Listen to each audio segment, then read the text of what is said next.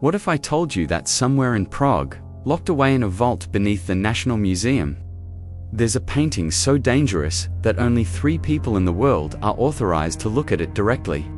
What if I told you that this painting contains colors that shouldn't exist, colors that have driven people insane, colors that follow you into your dreams and never let you wake up the same? This is the story of Vaclav Mordar, a painter whose name has been deliberately erased from art history books, whose works have been systematically destroyed or hidden away, and whose final masterpiece might just be the most terrifying thing ever created by human hands. But before we dive into this rabbit hole of impossible colors and psychological horror, I need you to understand something. Everything I'm about to tell you has been verified through documents I obtained from sources I cannot name. The Czech government denies that Vaclav Mordar ever existed. The art world pretends his paintings are urban legends, and yet, the evidence is undeniable.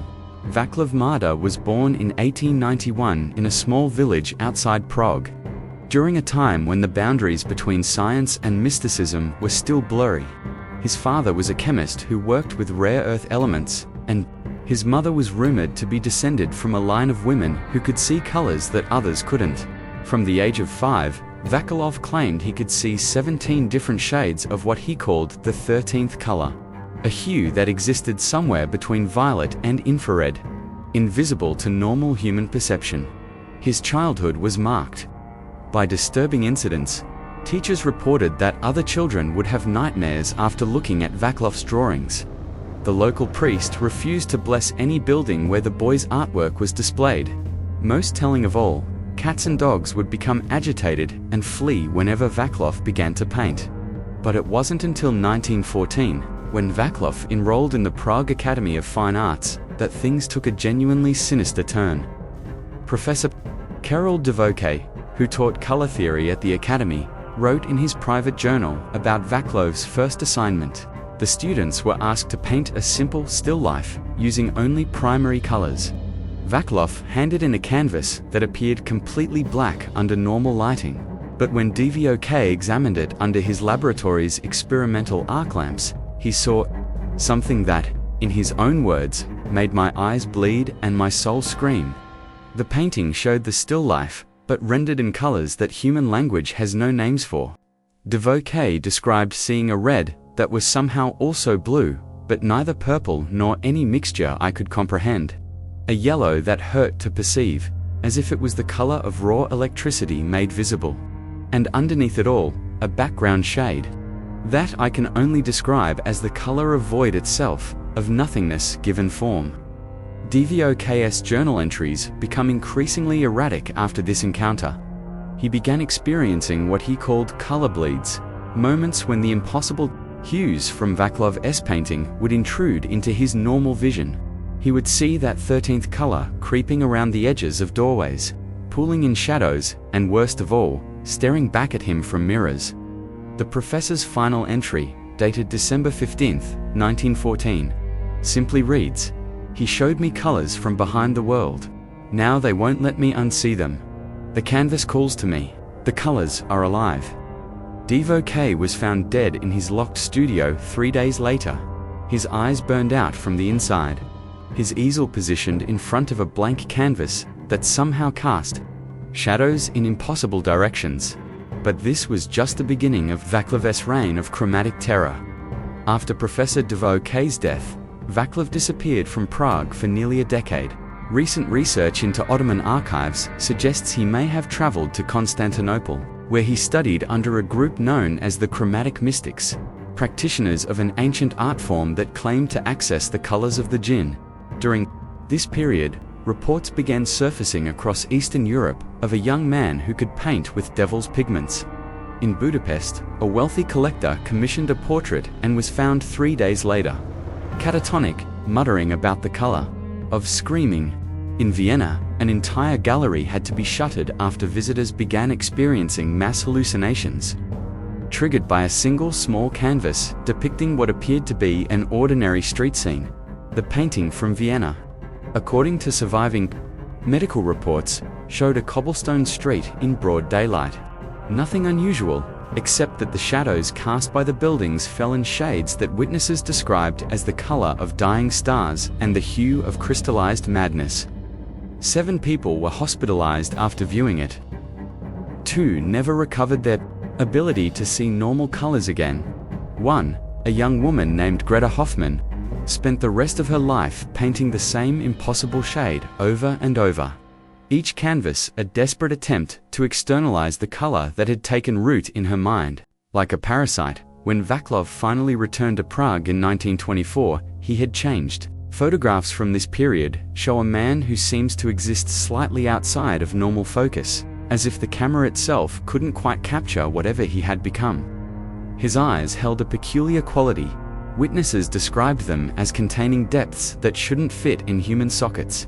He set up a studio in the basement of an abandoned church in the old town, and this is where he began work on his masterpiece, a painting he called The Spectrum of the Unborn. Local residents reported strange phenomena almost immediately. The church's bells, which hadn't rung in decades, began chiming at random hours. But the sound was somehow wrong.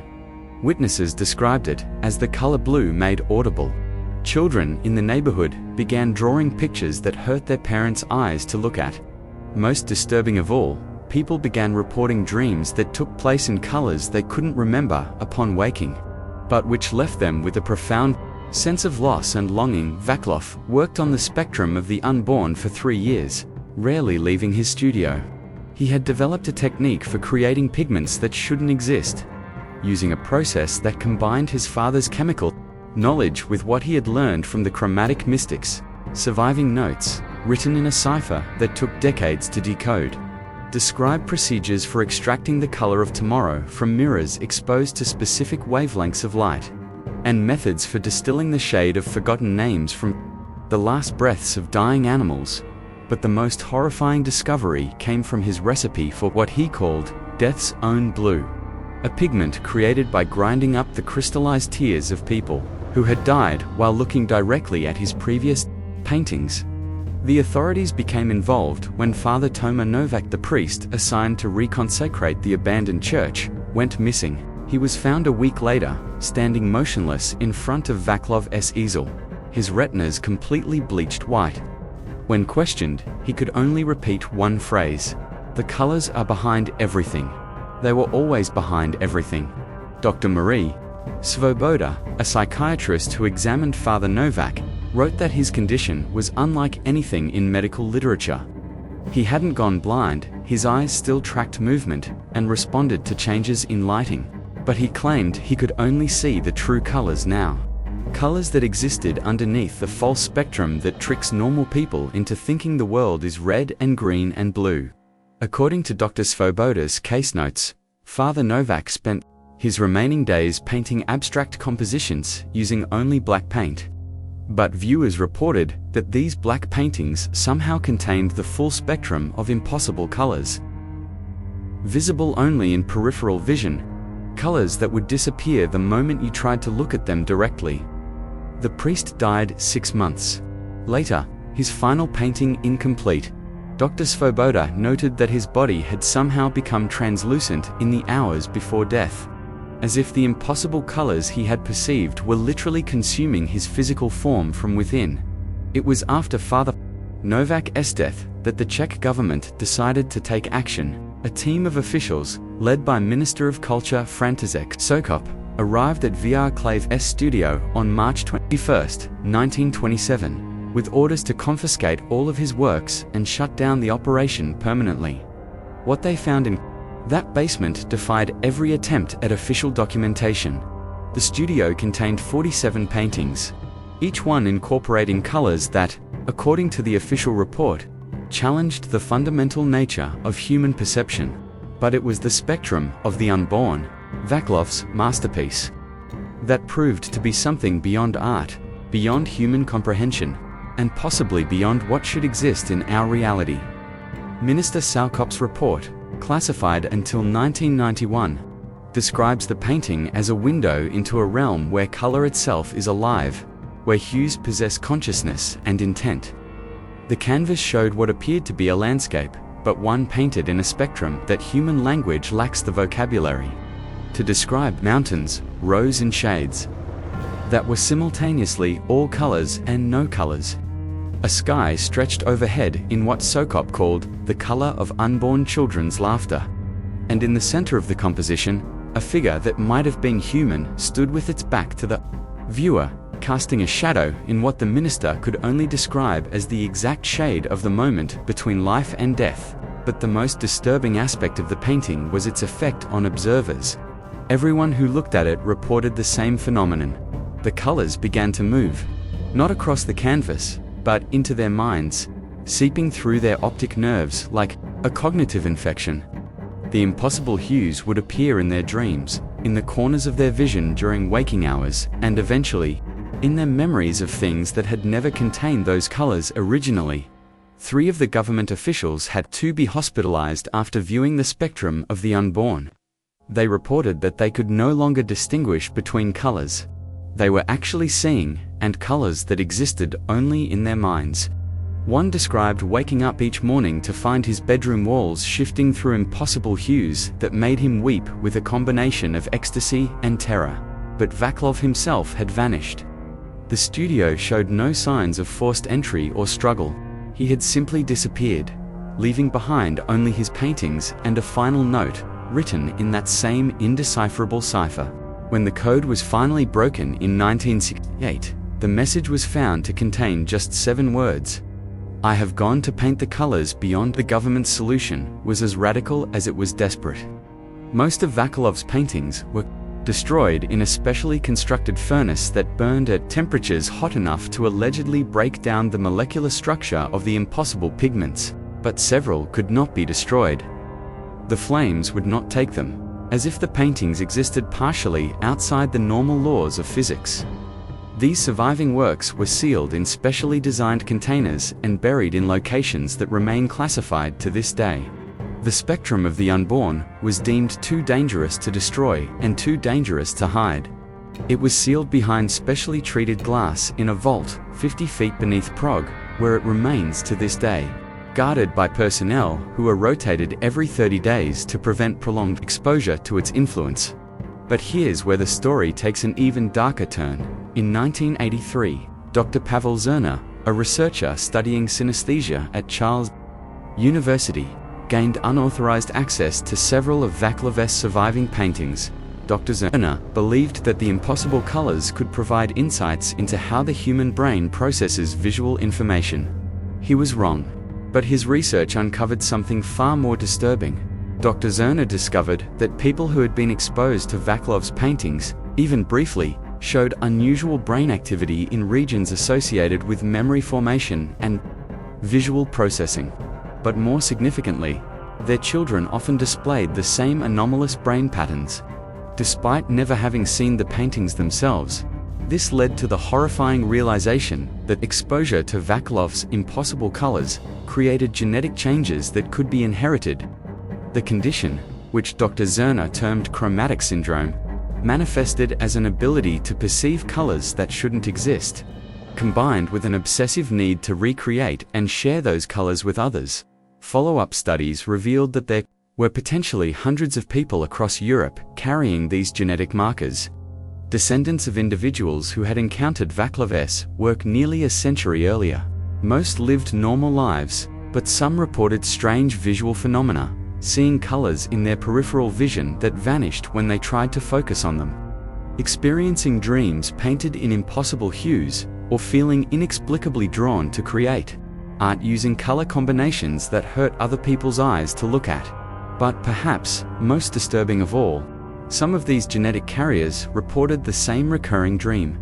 A man with eyes like deep wells, standing in a landscape painted in colors that have no names, beckoning them to join him in the place where all colors are born. In 1990s, the vault containing the spectrum of the unborn was opened for the first time since its sealing 70 years earlier. The reason was simple. The painting was growing.